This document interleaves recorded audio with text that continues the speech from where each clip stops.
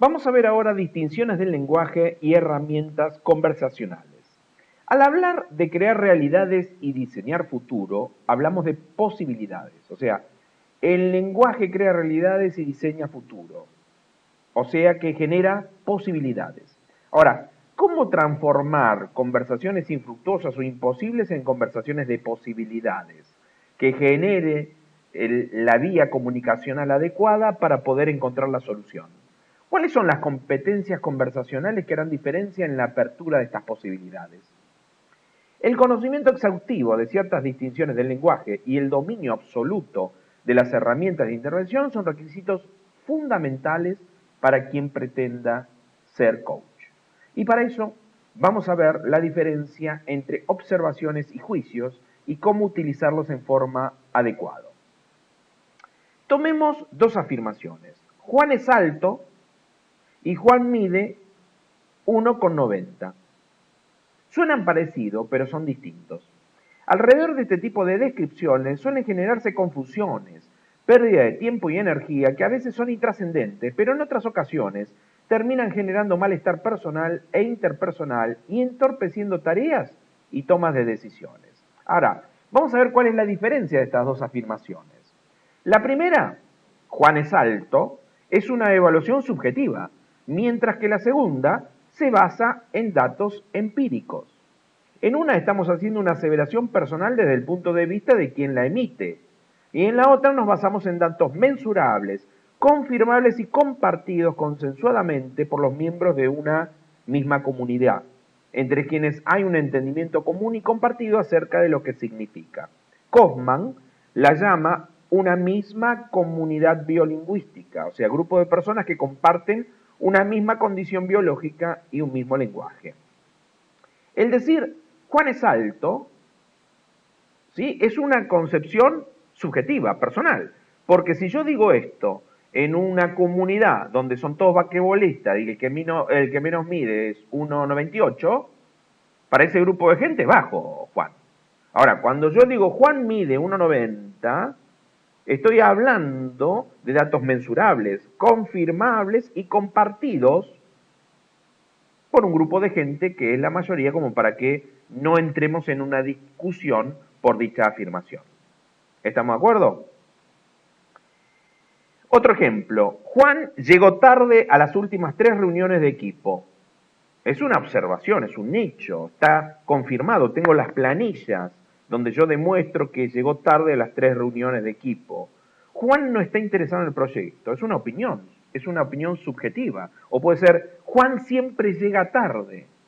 Y Juan puede decir, no, yo el lunes de la semana pasada llegué a horario. O sea, son opiniones subjetivas, no tienen un fundamento concreto. Y cuando yo digo, Juan llegó tarde las últimas 3 reuniones de equipo, porque tengo la planilla donde firmaron todos y él llegó tarde. Una cosa es una observación o un hecho y otra cosa es una opinión o juicio que por supuesto tiene fundamentos subjetivos. Esta distinción se torna relevante en las conversaciones de coaching. Muchísimas consultas en coaching tienen que ver directamente con quiebres personales e interpersonales generados por confusiones de esta distinción. El error radica en que muchas veces confundimos ambos conceptos y tenemos conversaciones y discusiones basados únicamente en opiniones sin detenernos en los hechos, y es muy habitual que transformemos nuestra opinión en un hecho y luego tomemos decisiones, accionemos o reaccionemos como si realmente lo fueran. O sea, es una opinión subjetiva y yo la tomo como un hecho, como una observación objetiva, y en base a eso acciono, cuando en realidad no verifico cómo lo puede ver la otra parte, porque es una opinión subjetiva. Eso es lo que genera la mayoría de los inconvenientes en el ámbito empresarial, donde no se genera un nivel de comunicación adecuado y que muchas veces genera problemas que no podemos o no sabemos cómo solucionarlos, ¿sí?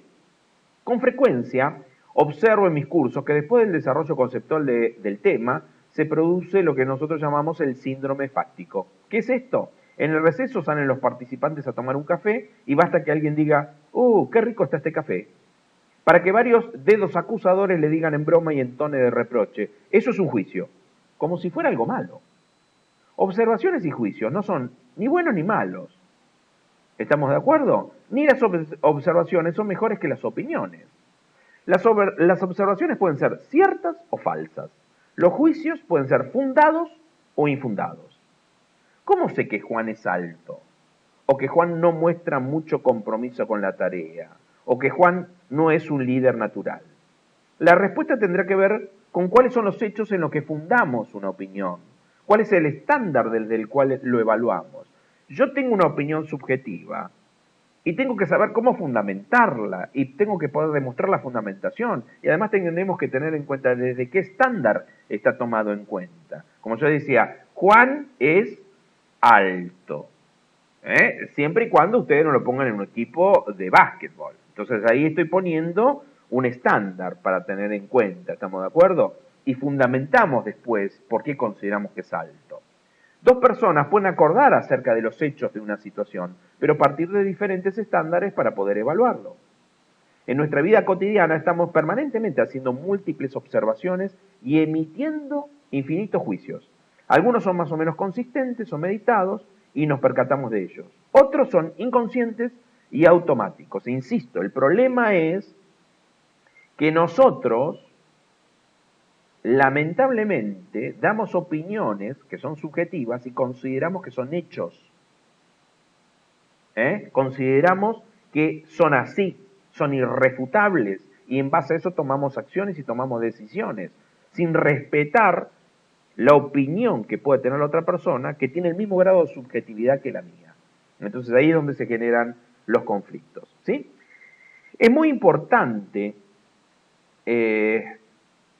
tener en cuenta que algunos de estos opiniones o de estos hechos tendemos a ocultarlos, otros los decimos, otros son irrelevantes, otros son relevantes, y hay que saber cuándo utilizar un juicio, cuándo utilizar una opinión, cuándo es productiva. Es muy importante porque la verdad que al ser un juicio, algo subjetivo, puede llegar a generar reticencia, puede llegar a generar algún tipo de degradación o algún tipo de efecto negativo en la otra parte y genera una posibilidad de falta de entendimiento cuando en realidad ese juicio no era necesario. Entonces tenemos que tener en cuenta, y es muy importante decir, cuándo un juicio es productivo, para poder emitirlo. Cuando aquello que expreso es una opinión que yo considero importante para mí, pero tengo la humildad de reconocer que es una opinión, que es una opinión subjetiva. Y aunque yo crea firmemente mi opinión, reconozco que no es la única y que puede no ser la más adecuada o la válida para escuchar la opinión de otro. Entonces, una opinión o un juicio es productivo cuando yo tengo claro que es importante para mí, pero sí tomo conciencia que es subjetivo, que otro puede pensar de otra forma y que tenemos que buscar la forma de generar una compatibilidad.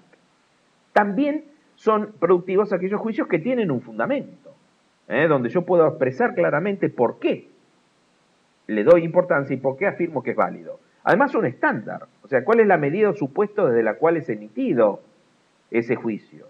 Y además, un proceso de razonamiento. O sea, yo llegué a esta conclusión por tal y tal motivo. ¿Estamos de acuerdo? Tiene que tener un objetivo, o sea, realmente lo estoy utilizando porque quiero llegar a un objetivo que para mí es importante. Y fíjense en qué importante es tener esto en cuenta, que de acá se basa si realmente vale la pena o no vale la pena utilizar juicios que pueden llegar a generar inconvenientes en la comunicación. En el próximo video vamos a profundizar un poquitito más en esto y vamos a ver cómo el coaching utiliza estas herramientas para poder generar beneficios conversacionales.